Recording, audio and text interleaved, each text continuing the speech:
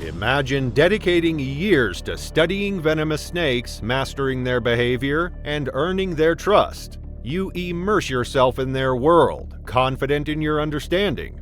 But then, without warning, that trust shatters. The very creature you've devoted your life to turns on you with deadly consequences. This was the chilling reality Joseph Slowinski faced, and what unfolded next was even more terrifying. It was early morning, September 11, 2001, while the United States was still sleeping, unaware of the tragedy about to unfold. Joseph Slowinski and his team were already deep in the jungles of Myanmar, a world away. It was a land of vast biodiversity and uncharted wilderness. For Joseph, this remote corner of Southeast Asia held the promise of discovery, the chance to add new species to the world's scientific catalog. At 38 years old, Joseph Slowinski was an accomplished herpetologist, a scientist who studied reptiles and amphibians, especially snakes. His passion for these cold-blooded creatures began in his childhood, when, rather than playing with kittens or puppies, young Joseph was fascinated by the slithering creatures that others feared.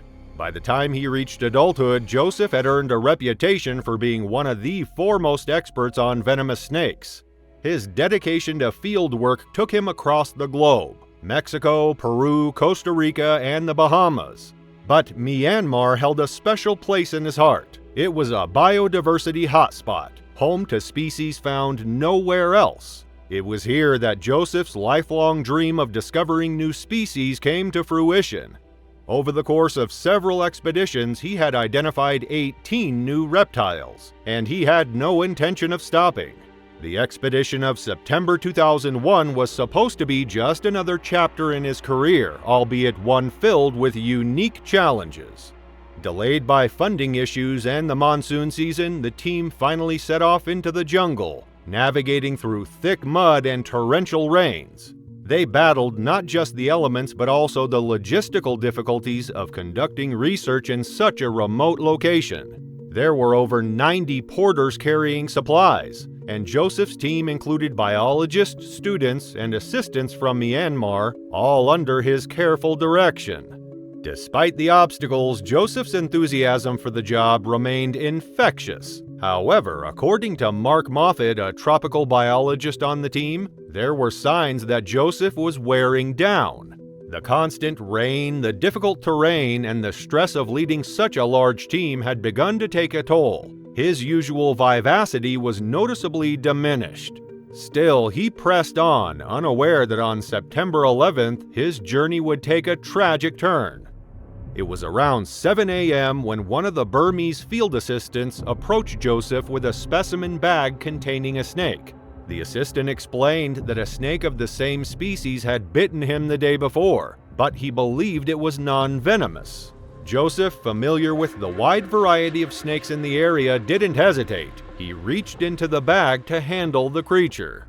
As his hands reached inside the bag, the snake struck. The bite was quick, almost imperceptible, but Joseph felt it. He pulled his hand away and looked at the snake, a near-perfect mimic of the multi-banded krait. But this wasn't a mimic, it was a real krait, one of the most venomous species in the world. Its bite carried neurotoxin venom capable of shutting down the body's motor functions and breathing. Joseph processed what had just happened, the gravity of the situation sinking in. Despite the venom's fast-acting nature, Joseph remained remarkably composed. He had faced life-threatening situations before, including an incident where a spitting cobra nearly blinded him, so he relied on his experience and training. He knew the protocol: stay calm, assess the situation, and seek help.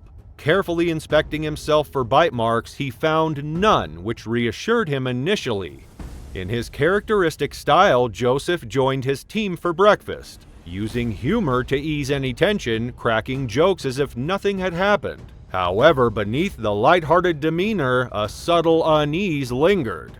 Hoping to shake off the growing discomfort, he decided to lie down for a nap after breakfast, believing some rest might help him feel better.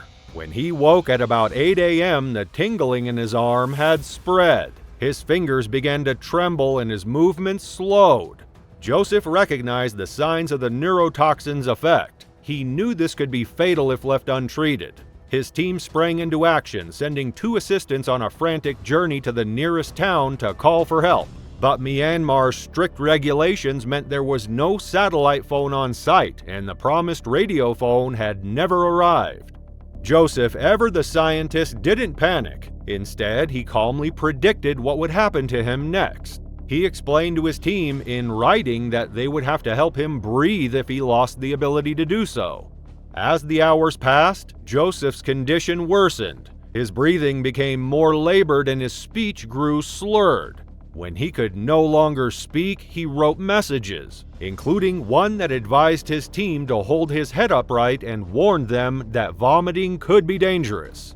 The team tried everything they could. 2 more assistants were sent out in search of help, but the torrential rains made travel nearly impossible. Hours passed, and despite their best efforts, the team had no way to get Joseph the help he needed. The heavy rains had made it impossible for a helicopter to land.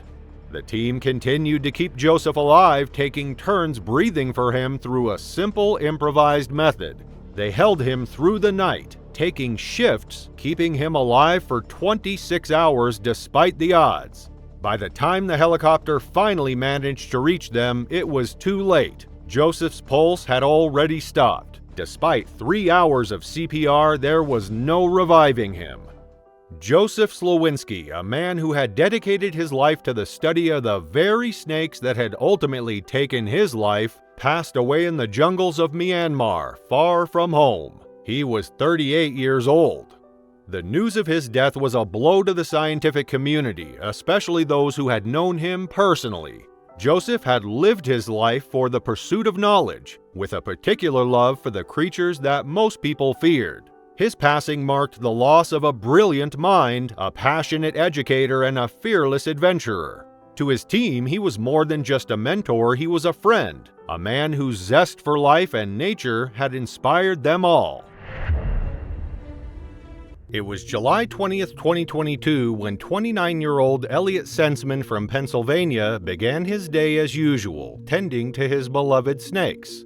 Known for his deep passion for reptiles, Elliot spent his days rescuing and rehabilitating snakes that others had abandoned. He had a special bond with these animals, and his expertise was unmatched. He handled everything from small garter snakes to the massive boa constrictors and pythons that others feared. But on this particular morning, as he entered the room to care for his snakes, he had no inkling that his life was about to end in the most tragic way. Elliot's love for snakes began at the age of 10. Over the years, he had developed an extensive knowledge of their care, understanding their needs and behaviors. He had spent the last 6 years focusing on rescuing snakes that had been abused or neglected, giving them a chance to heal and find new homes. His collection included several large snakes, but there was one in particular that required extra caution, an 18-foot boa constrictor which had a history of aggression. It had been rescued from a home where it had been poorly treated, leaving it distrustful of humans. Despite its size and temperament, Elliot had always approached the snake with the utmost care. He knew the risks but was undeterred by the challenge. That morning, like many others, Elliot began his routine by checking on the snakes. His first task was feeding and cleaning the enclosures, ensuring each snake was comfortable and properly cared for. As he moved from cage to cage, everything seemed normal until he reached the boa constrictor's enclosure. He paused. The snake's behavior had been erratic over the past few days, more restless, more unpredictable. It slithered in tight, erratic loops, pressing against the glass as though it couldn't find a place to settle. A slight unease crept over Elliot, but he dismissed it. The boa was still adjusting to its new life after years of abuse. He had seen this kind of restlessness before, especially in snakes with such a troubled past. But today, the snake's behavior was different. Its movements were more intense than usual. Elliot opened the cage slowly, keeping his eyes fixed on the snake. It hissed, its tongue flicking the air, but that was typical. His hands were steady as he reached inside, familiar with the snake's temperament. Yet its movements were sharper, more agitated. Elliot remained cautious, aware that even well-known reptiles could become unpredictable when stressed. And then the snake struck. It lunged from the shadows, its powerful coils wrapping around Elliot's body with swift precision. Elliot's hands fumbled as he tried to respond, but the snake's grip tightened quickly. The boa constrictor's massive coils pressed against his chest, constricting with increasing pressure, squeezing the air from his lungs. Elliot's grandmother, who had been in the other room, heard the commotion and rushed to help. What she found was a horrifying sight.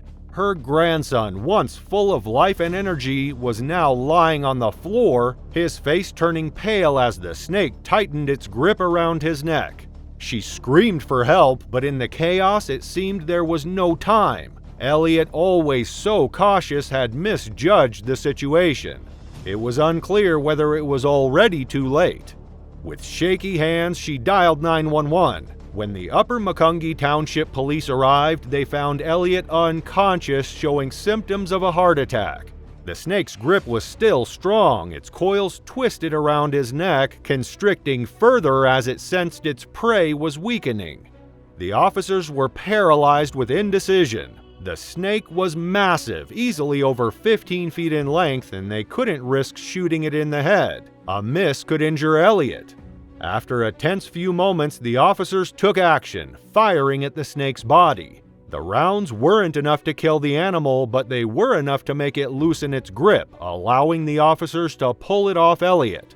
As soon as the snake was removed, paramedics rushed to Elliot's side. He was quickly transported to Lehigh Valley Hospital, Cedar Crest. But despite their best efforts, Elliot never regained consciousness. For 4 days, he remained in critical care, fighting for his life, but his body had already been deprived of oxygen for too long. On July 24th, Elliot Sensman passed away. The cause of death was later confirmed as anoxic brain injury caused by the constriction. The news of Elliot's death sent shockwaves through the community. Friends, family, and colleagues were left in disbelief. Elliot had dedicated his life to rescuing snakes, understanding their nature better than anyone else. He had always been the person people turned to when a snake was in trouble, and now one of the very creatures he loved so much had taken his life. His mother, Heather, couldn't understand how something so tragic could happen to someone so careful, so dedicated. "My son was unique and kind," she said in an interview. "He should still be with us today." In the months that followed, the tragic incident became a topic of discussion, with many calling for more regulation of exotic pets, particularly snakes. While Elliot's love for reptiles was undeniable, his death highlighted the potential consequences of caring for such creatures, especially when their behavior is unpredictable due to past trauma. The legacy of his work, however, would live on in the countless snakes he had helped, and the awareness he had raised about the importance of proper care and rehabilitation for animals in need. It was May 2018, a warm Saturday in Texas. The morning sun had already heated the air as Jeremy Sutcliffe and his wife Jennifer worked together in their newly settled garden. The house was small but cozy, and the garden had been a bit neglected in the chaos of moving. Now that the boxes were finally unpacked, they decided to spend the day getting the yard into shape. It was a peaceful start, or so it seemed. But the unexpected was just moments away. Jennifer knelt beside a row of flower beds, pulling stubborn weeds from the soft soil. Her hands, dirt-streaked from hours of work, moved rhythmically. The scent of fresh earth filled the air, and the sunlight warmed her back as she carefully tended to the plants. Jeremy, meanwhile, was trimming the grass around the yard, checking the newly planted shrubs to make sure they were secure. Every so often, he would glance over at Jennifer, making sure she was okay. He knew about how much this quiet time meant to her, and how she had been looking forward to setting up a relaxing garden space. A few feet from Jennifer, a few small trees lined the side of the house, their thin branches swaying gently in the breeze. The hum of distant traffic was the only sound that broke the peace. The dogs, small terriers, were roaming nearby, seemingly content with the stillness of the morning. Suddenly, Jennifer screamed. Jeremy turned sharply at the sound. He saw her backing away, eyes wide, as something slithered on the ground. His gaze darted to the source of her alarm. A large rattlesnake, its body coiled in the tall grass, was just inches from her feet. Its head was raised, its eyes locked on Jennifer. The rattling sound cut through the air, sharp and unmistakable. Jennifer took slow, cautious steps back, her hands still outstretched, trying to move away without provoking the snake. She called out to Jeremy for help, her voice sharp and urgent. At first, Jeremy thought she had just spotted a harmless garden snake, but as he moved closer, he saw the thick, patterned body of the western diamondback. His eyes locked on the raised head, its triangular shape unmistakable. This wasn't a small, harmless snake, it was a venomous one, and it was in a striking position. Without hesitation, Jeremy grabbed the nearest shovel, his hands steady despite the surge of urgency in his chest. He positioned himself between Jennifer and the snake. The rattle grew louder, warning him to stay away. But there was no choice now, he had to act. It was either his wife or the snake. With a swift, calculating swing, Jeremy aimed for the snake's head. The shovel hit with a sharp thud, severing the head clean from its body. For a moment, the snake's body twitched violently. Its headless form thrashed erratically in the grass, still moving as though it hadn't realized it was dead. Jeremy remained still, his eyes locked on the body, waiting for it to stop. The body twitched one last time and then went still. The rattling ceased. Jennifer, still watching from a safe distance, didn't move. The yard was quiet again, but the weight of what had happened still hung in the air. Jeremy and Jennifer exchanged a look but said nothing. They moved inside, leaving the garden behind. But the incident lingered in their minds, a reminder of the close call. After 10 minutes, the dogs needed to go out, and Jennifer decided it was safe enough. The yard was quiet and the sun was setting, but she didn't want to risk the dogs getting near the dead rattlesnake. She called Jeremy to move it. He nodded and walked to the garden. As he got closer, he saw the snake motionless and coiled by the fence, seemingly lifeless. Jeremy grabbed the snake by the tail, carefully lowering it into a grocery bag while keeping his distance from its head. But as his hand closed around the snake's head, it struck. Its fangs sank deep into his hand, and venom surged into his veins instantly. Pain shot through his hand, and his fingers went numb as the venom burned through his bloodstream. He called out to Jennifer for help, but the situation had already spiraled out of control. Though the snake's body was lifeless in the bag, its head, still alive, had delivered a final, vicious strike.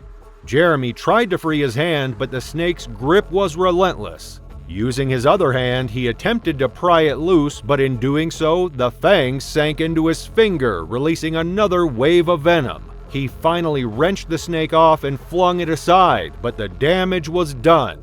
His vision blurred and the dizziness overtook him. His body grew heavy, his movements sluggish. He turned to Jennifer, his strength slipping away.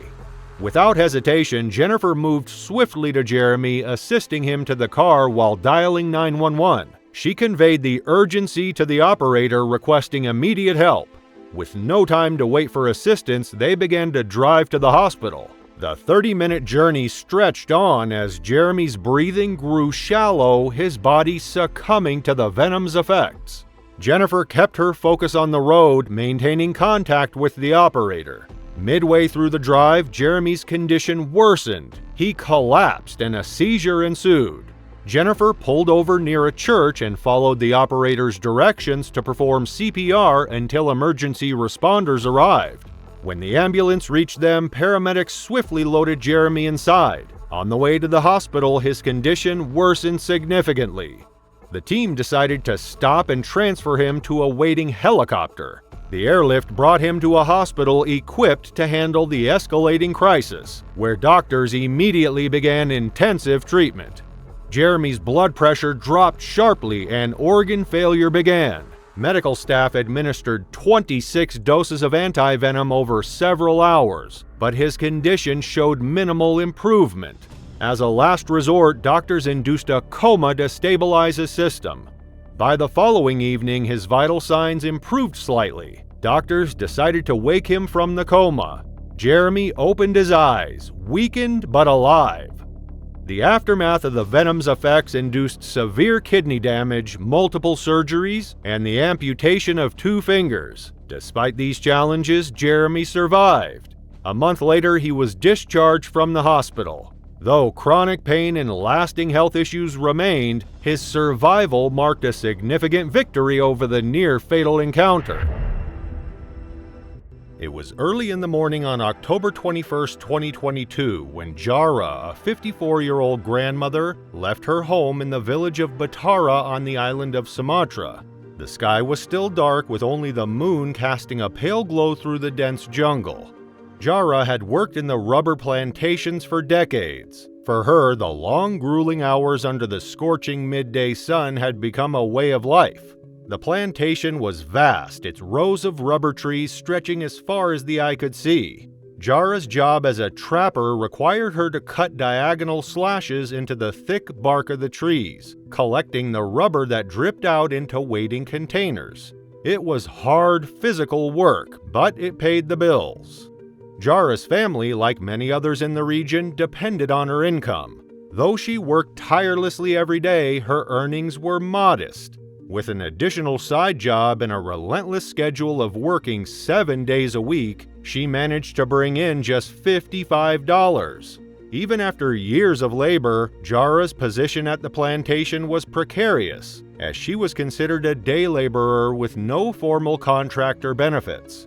There was no job security, no promise of better pay or retirement. Yet she pressed on, as many others in her village did, because the needs of her family left little room for anything else. The rubber plantation was nestled in Jambi province, a place of incredible natural beauty. Surrounded by the Barisan Mountains and volcanic peaks, the area was rich with lush green valleys and meandering rivers. However, this breathtaking landscape had been slowly changing over the years. Since the year 2000, Indonesia had lost 18% of its tree cover, much of it to deforestation for agriculture.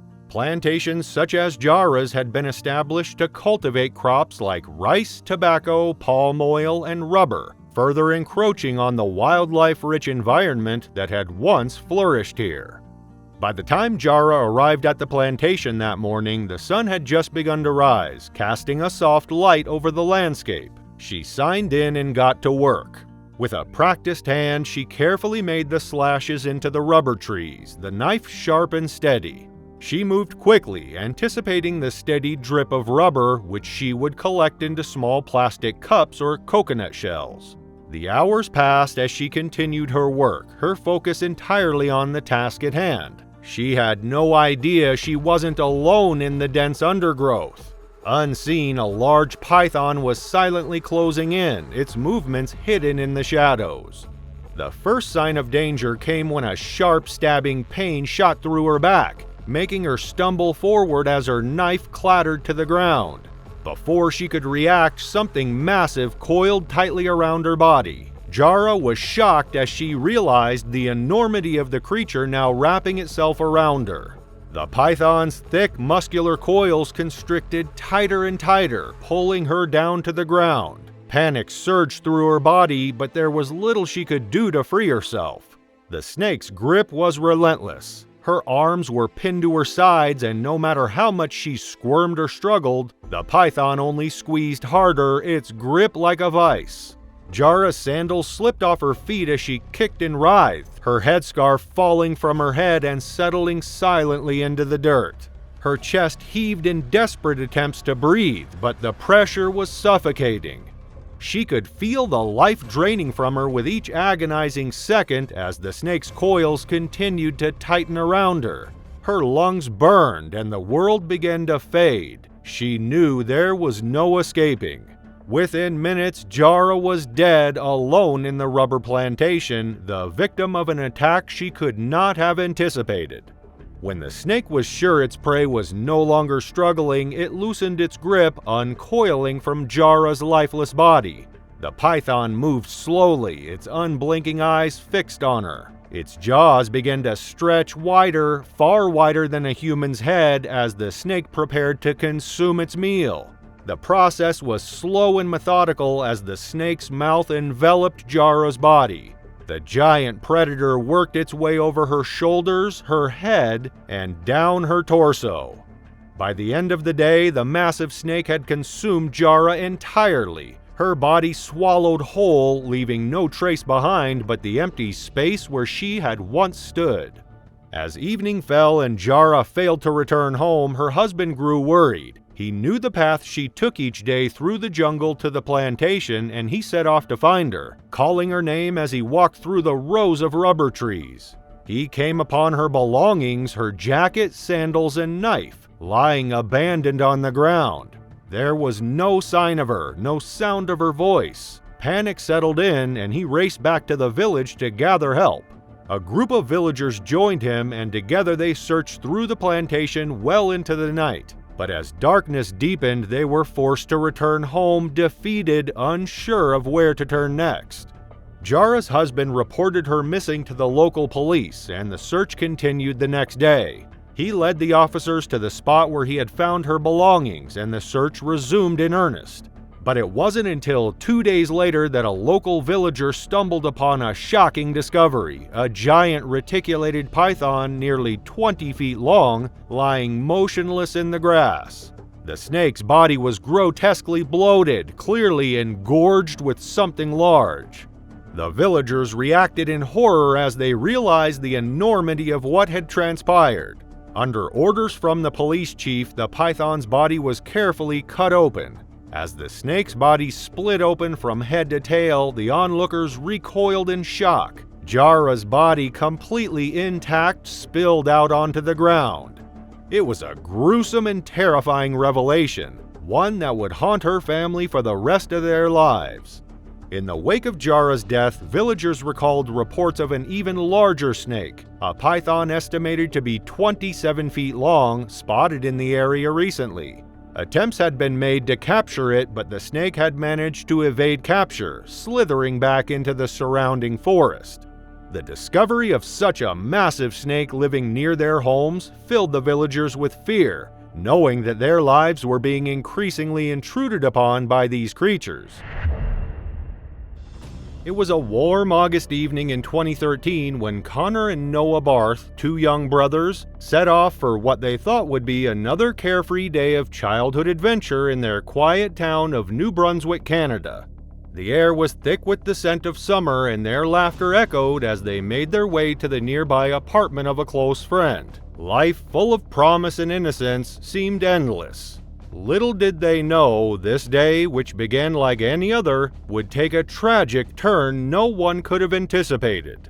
The boys, with their boundless energy, had spent the day at a local farm feeding animals and exploring the outdoors. It was a day of simple joys. Afterward, they returned to the apartment, eager to relax before heading back home. The apartment, situated above a reptile store called Reptile Ocean, belonged to Jean-Claude Cisse, a man known in the neighborhood for his extensive knowledge of reptiles. It was a small store, nothing remarkable from the outside, but it housed a variety of exotic creatures, each more intriguing than the last. Jean-Claude was a well-meaning man, passionate about the reptiles he cared for. Among them was a massive 13-foot African rock python, a serpent whose presence in the store was awe-inspiring.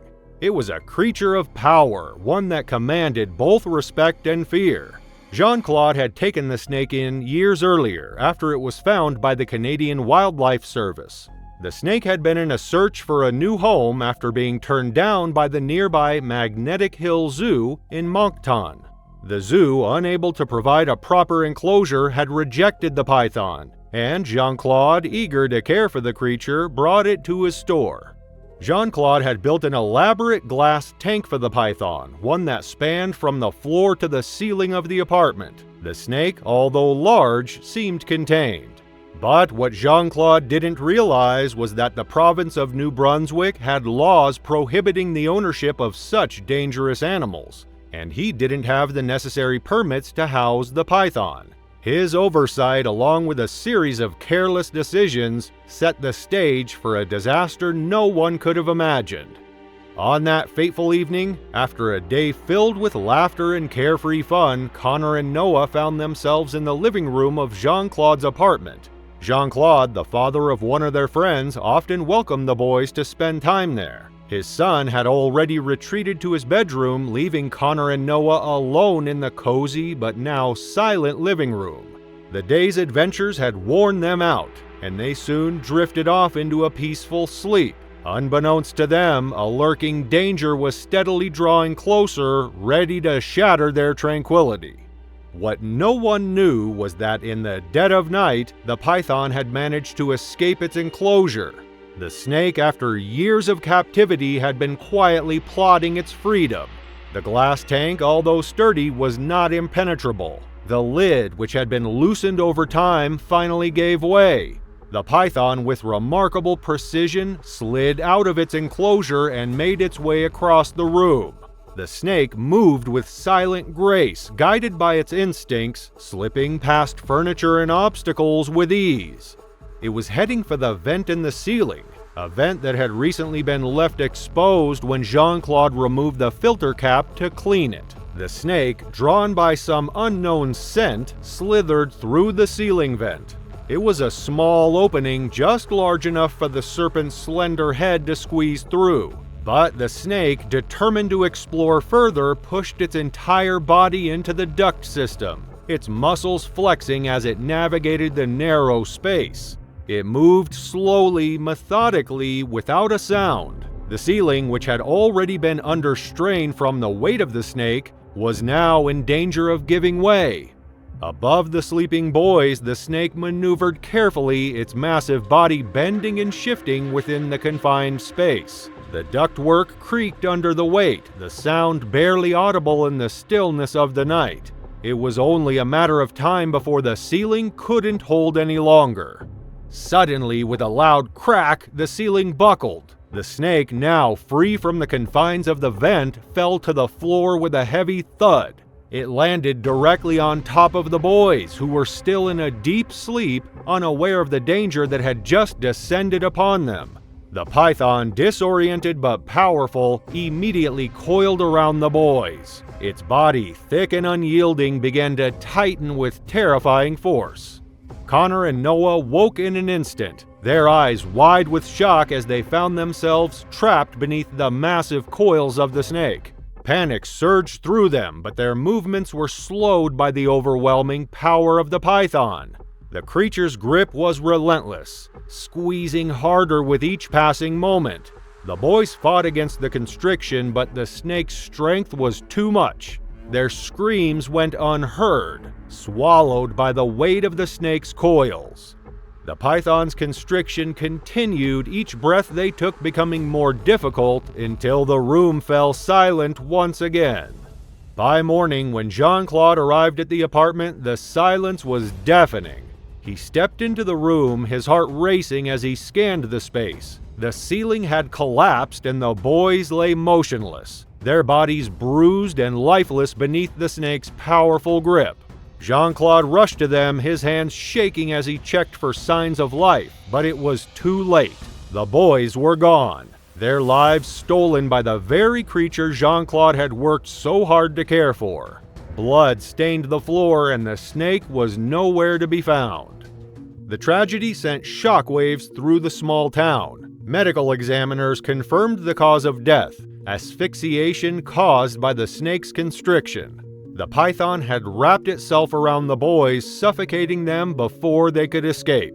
In the wake of the attack, questions began to surface. Was this simply an unfortunate accident, or was there something more at play? The experts suggested that the snake would not typically act aggressively unless it felt threatened. But how could this happen? As the investigation unfolded, it became clear that Jean-Claude's decisions had played a crucial role in the tragedy. His failure to secure the snake properly, lack of permits, and disregard for safety contributed to the loss. Authorities charged him with criminal negligence, though the case dragged on for years. In 2015, nearly 2 years after the deaths, Jean-Claude stood trial. His defense argued there was no intent to harm, but the evidence told another story. Despite the case against him, in November 2016, a jury found him not guilty. For the Barth family, no verdict could ease the pain of losing Connor and Noah. Their smiles, frozen in time, became painful reminders of lives cut short. What began as a day of adventure ended in heartbreak, leaving a family to mourn the loss of 2 young boys taken too soon. It was the autumn of 2019 in Oxford, Indiana, a small town where neighbors knew each other by name and houses lined the quiet streets. Among these houses on the North Dan Patch Drive stood a house that most avoided, though there was little to suggest it was anything but ordinary. The modest bungalow, painted a faded blue, held a secret. Inside, it was alive, not with people, but with reptiles. Over 140 snakes, large and small, filled rows of tanks, their sleek bodies moving in hypnotic patterns. For Benton County Sheriff Don Munson, this house was more than a hobby, it was a haven for his beloved collection. Among the residents was Simba, a 13-foot reticulated python and the crown jewel of Don's collection. While Don cared for these creatures with a careful hand, he'd learned to treat each one with respect. Handling these animals required both skill and caution. Even the gentlest of pythons could become unpredictable. Friends occasionally questioned the risks he took, reminding him of the power coiled beneath each snake's scales. But to Don, the thrill was worth it, and he carried on, trusting his experience and routine to keep him safe. But Don wasn't the only one enchanted by these creatures. His friend Laura Hurst shared his love for snakes. As a 36-year-old mother and fellow reptile enthusiast, Laura had been fascinated by wildlife since her childhood on a cattle farm. There, she often caught small garter snakes and marveled at their tiny, twisting forms. Over the years, her fascination had grown, and she eventually began to keep larger and more exotic species. Don's arrangement allowed her to house her own collection safely, and she visited twice a week to care for them, a routine she would soon wish she'd never started. Laura loved her time at the house, finding peace in the soft hum of the tank lights and the quiet rustling as snakes moved inside their enclosures. She had become familiar with each one's unique personality, knowing which needed gentle handling and which responded best when left undisturbed. These animals had become her companions, a world she alone could understand. Yet, even with her expertise, her confidence masked a danger she rarely considered. That Wednesday evening on October 30th, Laura arrived at the house as usual, parking her car in the driveway and stepping into the darkened interior. The lights in each tank cast an eerie glow in the dim rooms, shadows sliding over glass as she moved from tank to tank, checking on each of her snakes. Tonight, her focus was on her favorite, a sleek, muscular, 8-foot reticulated python she had raised from a juvenile. This snake had been calm for years, often allowing her to handle it without issue. But as she reached for it, a slight unease washed over her, something she couldn't quite explain. The snake was heavier than usual, and as she lifted it from the tank, its thick body draped over her shoulders like a live, warm scarf. Reticulated pythons are native to Southeast Asia and are among the longest snakes in the world, growing up to 20 feet and weighing as much as 165 pounds or 75 kilograms. Known for their strength, they kill by constriction rather than venom, wrapping around their prey and tightening until the animal suffocates. Despite the inherent danger in their predatory nature, they are kept as pets due to their relatively manageable care in captivity. Laura had handled them before, but tonight the snake's behavior was unusual. At first, the weight was familiar and reassuring, but gradually the python's grip tightened around her neck, its muscles pressed harder against her. The change was subtle, almost easy to miss. But as Laura shifted, trying to adjust the snake, its coils grew tighter, wrapping further around her neck and shoulders. She gently tried to loosen the grip, but the snake resisted. Its body was unyielding, a heavy loop that refused to let go. Laura struggled for air, her chest tight as the snake's coils tightened further. Her lips began to turn a deep shade of blue, and her eyes started to bulge as her breathing became increasingly labored. She couldn't scream for help, nor could she reach her phone. Everything was happening too fast. The pressure on her throat was suffocating, and the lack of oxygen caused her head to spin. As her vision blurred, a sense of helplessness washed over her. Within seconds, she slumped to the ground, her body going limp. The snake, unrelenting, continued to constrict around her, even though she was now motionless and unresponsive. Hours later, across the yard, Don noticed Laura's car still parked in the driveway as he looked out his window that evening. She usually finished her routine checks by now, so he decided to check in on her. Entering the house, he called her name. No response. He walked past the open tanks, his steps echoing through the silent rooms, until he entered the last room and found a scene that would haunt him forever. Laura was lying motionless on the floor, the snake's coils still draped loosely around her, its deadly grip now loosened, but too late. Don rushed forward, pulling the python away, his hands shaking as he checked for signs of life. He dialed emergency services, but his voice trembled as he spoke. It was already too late.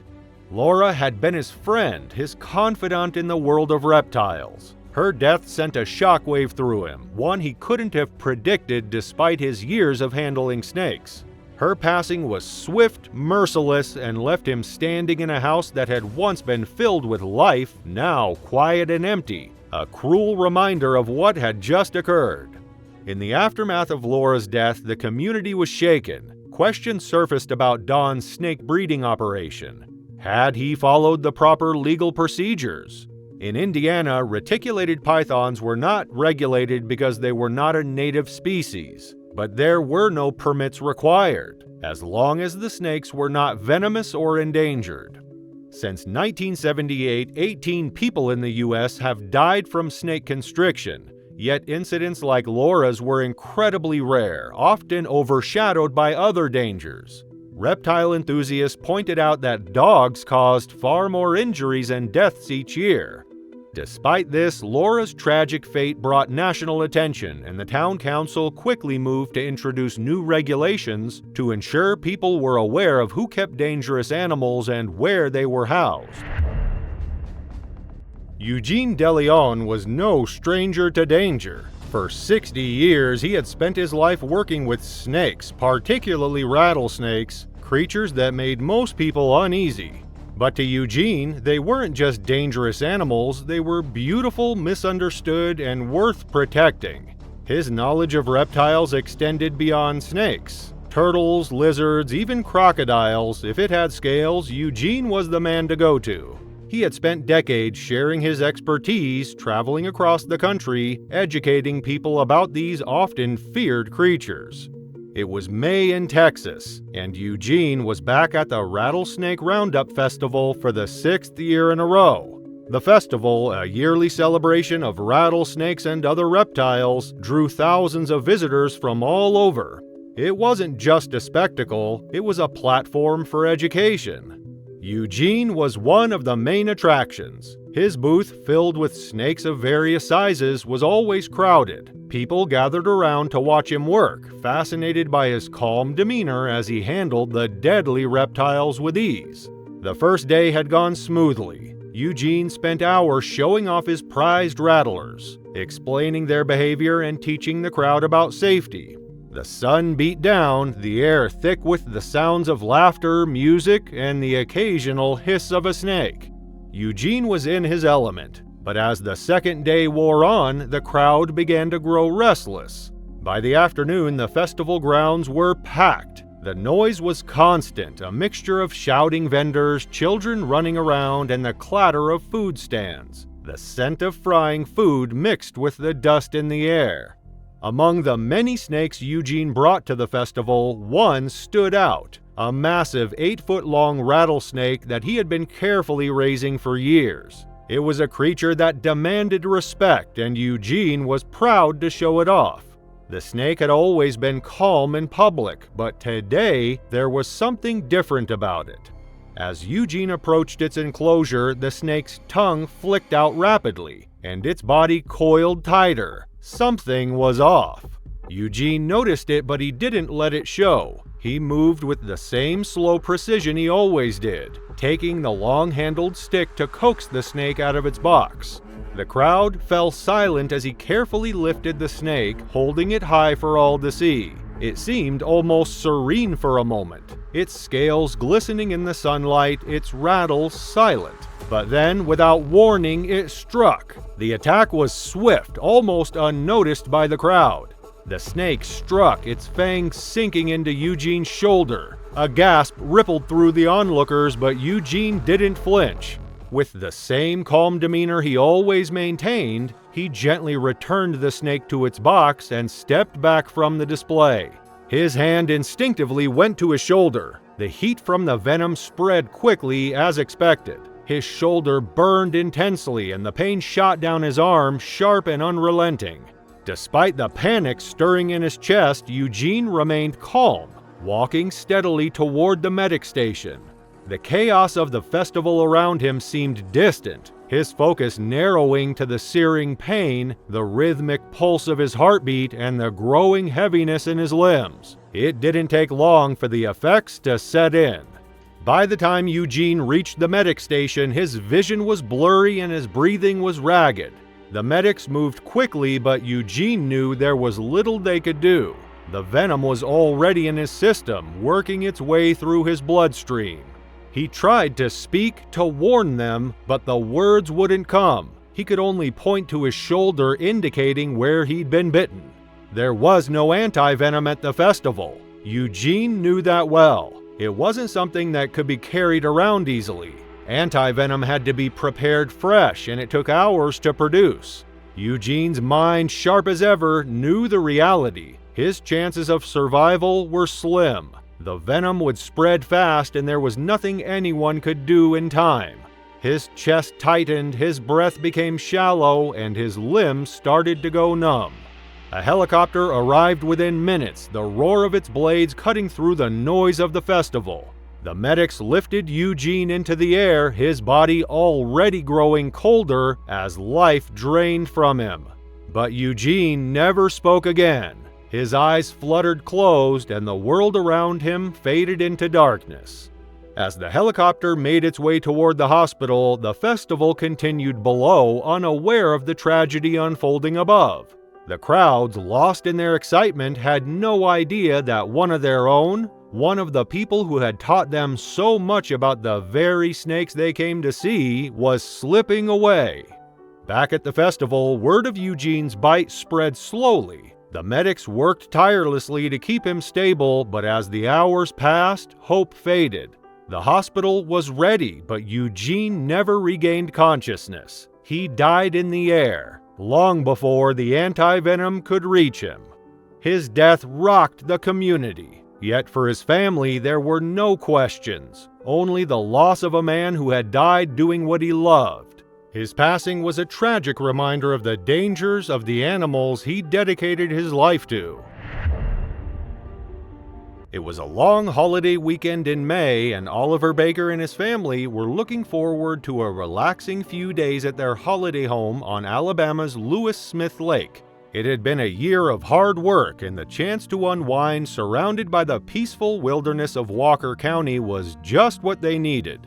The lake, known for its clear waters and rich wildlife, was the perfect setting for their getaway. It was also a special trip because the family had recently adopted a puppy, a lively Labrador who was bound to make the weekend even more memorable. But beneath the calm, a hidden threat waited, ready to disrupt their idyllic escape. Oliver, at 52 years old, worked in water quality control for the city of Northport. A local through and through, he had grown up in Birmingham, just a short drive from the lake, and was well known and well liked by everyone in town. His generous nature and willingness to lend a hand made him a pillar of the community. He had 2 young sons who looked up to him with admiration, and his loving wife Terry supported him in everything he did. This weekend was meant to be a break from their usual routine, a time to relax, play, and enjoy each other's company. The holiday home itself was perched on a stone patio overlooking the shimmering lake, surrounded by dense woodland. Deer, raccoons, and even the occasional fox roamed the area, though the surrounding forest was also home to copperhead snakes, common residents of the Alabama woodlands. These snakes were not typically aggressive, but they were venomous, and their camouflage against the forest floor made them difficult to spot. Oliver stepped out onto the back patio, taking a deep breath of the fresh air. He marveled at how peaceful the day was. The sun was warm, the air cool and crisp, and the gentle sounds of birds chirping filled the space around him. The puppy, full of energy, raced around the yard, eager to explore everything the new environment had to offer. Oliver, enjoying the moment of calm, decided to take the puppy for a walk down to the lakeshore, a familiar routine they had done many times before. The winding path along the water was the perfect place to stretch his legs and take in the beauty of the lake. As he stepped onto the stone patio, Oliver didn't notice the copperhead coiled just beneath his feet. Blending seamlessly with the stone, it lay basking in the warmth of the sun, its body stretched out in the stillness. Barely noticeable, it was just another part of the natural landscape. The puppy, oblivious to the danger, dashed toward the water, excitement driving her every move. Oliver smiled, following her with a sense of ease, ready for their usual stroll along the lakeshore. But as his foot left the safety of the patio, a sharp sting shot through his left leg. At first, he thought it was a brush against a thorn or sharp object, but when he looked down, his heart dropped. The copperhead, its tongue flicking in and out, had struck. Pain exploded in his leg, burning through him like a bolt of lightning. He staggered back, momentarily unsteady as he registered what had happened. His pulse quickened, sweat forming on his forehead. The venom spread rapidly, tightening his chest and shortening his breath. The attack was underway, leaving no time to process or react. Without thinking, Oliver staggered back to their lake house, pain flaring with every step. His family, startled by the sudden distress, was quick to react. His sons rushed to his side while Terry, fighting panic, called for help. One of the boys sprinted outside and saw the snake still coiled in the corner of the patio, flicking its tongue and watching the family with unwavering eyes. It hadn't moved. His heart pounding, the boy quickly returned to the house, knowing his father's life was slipping away with every passing second. Within moments, Oliver's condition worsened. The venom had begun to spread quickly and he struggled to breathe. He clutched his chest, gasping for air, and collapsed to the floor. The family, helpless in the face of the unfolding tragedy, did everything they could, starting CPR on him as they waited for the paramedics to arrive. While a copperhead bite is rarely fatal, it causes excruciating pain, swelling, and nausea. In most cases, people recover with medical attention, but Oliver's reaction was different. The venom sent his body into shock and his organs began to shut down. Despite the paramedics' swift response, Oliver slipped into anaphylactic shock, a rare but often fatal reaction. The family watched in helpless despair as Oliver was rushed to a nearby school playing field where a helicopter was meant to airlift him to the University of Alabama at Birmingham Hospital. But Oliver's condition was so critical that he was deemed unfit to fly. Instead, he was transported by ambulance to Jasper Hospital. His family, gathered in the waiting room, clung to hope. But as Oliver's body continued to deteriorate, the doctors could do nothing to save him. On Memorial Day, just 3 days after the snake bite, Oliver died in the hospital. The news of his death devastated his family and community. What had started as a joyful weekend getaway ended in heartbreak. His family struggled to comprehend how an ordinary afternoon walk by the lake had led to such an unimaginable loss. Thank you for exploring these terrifying snake attacks with us, where danger strikes when least expected. These events remind us just how quickly the balance between life and death can shift. But there's more to come. In the next video, we'll dive into the horrifying story of how a man's fall from a tree took a deadly turn when two Komodo dragons closed in for the fatal encounter. Click through to witness the full chilling story.